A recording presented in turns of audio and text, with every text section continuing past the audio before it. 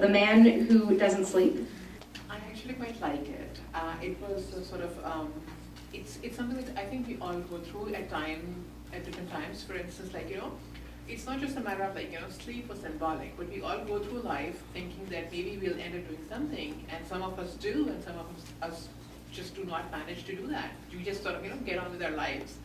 Like they showed him doing like random stuff like playing squash when he could have done something like a lot more sort of constructive or cosplaying and all that. So like I think when he was about to go to sleep, he was reflecting on all those opportunities lost where he could have made a difference, and he didn't. And I don't know about other people, but I find myself thinking about those things a lot of times. Like hey. I could have done a lot more than I've managed to do up till now in my life. So I think it was, for me, it resonated with me because it was a quiet, introspective moment.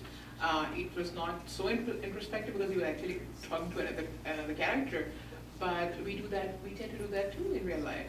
So I think everybody goes through that moment at some point or the other in their lives. That whatever I have done up till now, was it enough?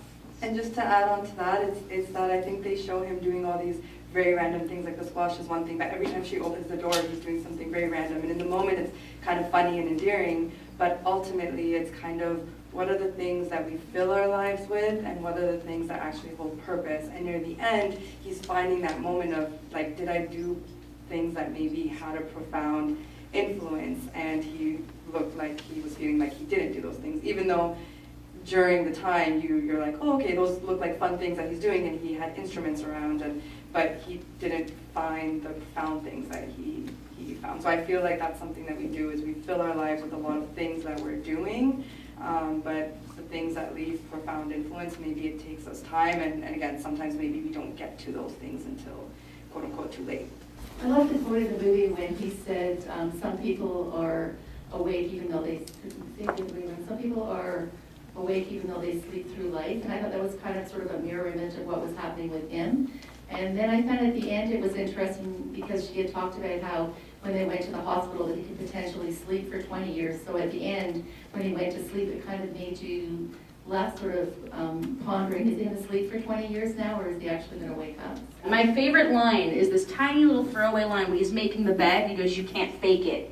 Because he can't fake putting his bed together the way he might be able to move through other things. Even if he was a jack of all trades and could do everything, was he a master of any? It was kind of what I took from that. What struck me about this film is it could be a question, or trying to answer the question whether or not the character found the instruction manual or lost it. And by that I mean, okay, some of us actually will prefer not to sleep and do all the things that we want to do, and some of us would rather just go to sleep. But in this film appears to ask that question: what would we do if we actually didn't have to sleep? Okay, everybody loves the script, and I'm in complete agreement with them. Everything else, the art direction, the quirky music, the quirky graphics we see with them, it's so beautiful to look at and listen to from the beginning. The performances from both of them are so solid. So this is a really, really well done film, all around. The premise is impossible, but I'm totally willing to suspend my disbelief. And that tells me that they've done everything right. My only nit I'm going to pick is, how does someone who live in apartment 103 have a downstairs neighbor? Yeah. And that's the only nit I'm going to pick. Other than that, this is flawless. That was funny when you have like all the different things he's doing, but they make a point of like how there's all this wasted time that you're sleeping, but like he's become a one-man band, but he's never taken all this extra time to practice things because he's horrible at all of these instruments. As several people have said, he's sleepwalking through life without purpose, without meaning, until this woman enters his life. And one time he expresses fear that he will lose her if he doesn't hold her interest in some way.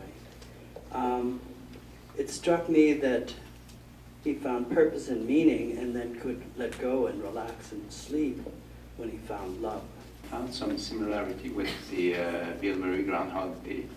Finding love and what you're going to do with your life and do it all over again. There's a lot of interesting metaphors playing inside it, like where are we asleep in life, and where is our meaning, and what is the end? And yeah, and it's a really beautiful, balanced, well-composed piece. It's got some quirky humor while it still makes you feel a lot of feelings. You get this kind of, oh no, he fell asleep at the end of it, but then you're like, I'm kind of glad because he looked really tired. Raises the question that do you really need another person to be happy in your life? Maybe he was happy the way he was doing those things while he was not sleeping. So do you require a second person to your side to be a full person and happy person, or you can do it on your own? I think the film shifts the usual male gaze to the female gaze, and it's striking because the filmmaker, well, there are many levels to this.